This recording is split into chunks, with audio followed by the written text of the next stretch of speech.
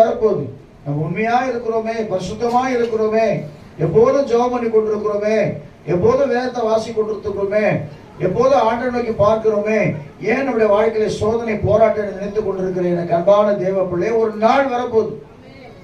அந்த நாளில் நீ சந்தோஷப்பட்டு கலி கூறும்படியான காரியங்களை கர்த்தர் செய்ய போறார். நீங்க சொல்லுவோமா?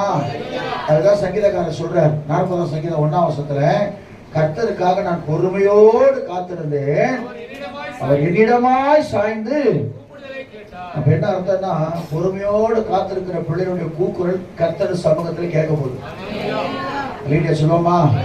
லூக்கா சுவிசேஷம் 18ஆம் அதிகாரத்துல ஒரு அம்மா இரவும் பகலும் ஜெபம் பண்ணி கொண்டு அவர் ஒருத்தர் போய் தொந்தரவு பண்ணி கொண்டே இருக்கிறாங்க.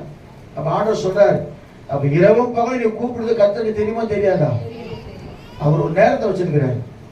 அந்த நேரம் வரும்பொழுது தானாகவே கர்த்தர் உனக்கு ஒரு பெரிய விடுதலை கொடுத்து கர்த்தர் நடத்துகிறவராக இருக்கிறார்.